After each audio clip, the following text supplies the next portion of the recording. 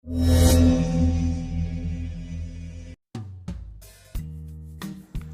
semuanya, berikut ini adalah media mengajar bahasa Indonesia untuk SD atau madrasah kelas 6. Mari kita mulai bersama-sama. Oke, kita mulai. Yang berikutnya yaitu tema 4, globalisasi. Tujuan dari pembelajaran ini yaitu menggali isi teks dengan menyajikan hasil penggalian informasi dari teks penjelasan atau teks eksplanasi, baik itu ilmiah yang didengar dan dibaca secara lisan, tulisan, dan visual dengan menggunakan kosakata baku dan kalimat yang efektif.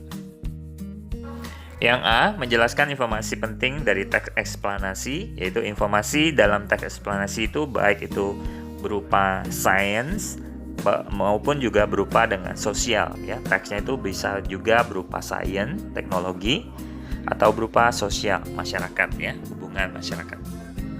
Oke, selanjutnya, cara menggali informasi teks eksplanasi diantaranya sebagai berikut. Yang A, membaca atau mendengarkan teks tersebut dengan seksama. B, menentukan topik dari teks tersebut, ya, yang dibicarakan dalam teksnya.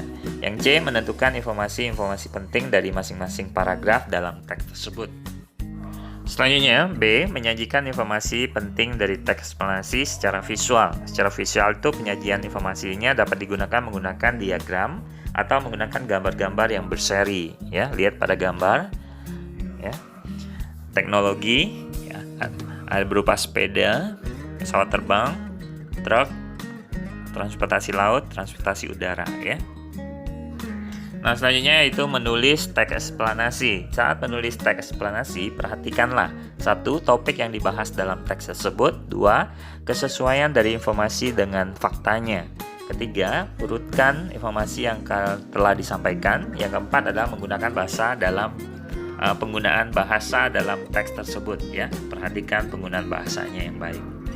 Selanjutnya yang D, menilai bahasa yang digunakan dalam teks eksplanasi, ya. Penilaian bahasanya meliputi ejaannya, yaitu tanda bacanya, huruf kapitalnya, penulisan kata-katanya, lalu singkatannya. Lalu kalimat efektifnya. Nah, kalimat efektifnya ini mengandung subjek dan predikat, lalu menggunakan kata baku, tidak bertele-tele dan tidak bermakna ganda, ya, ambigu.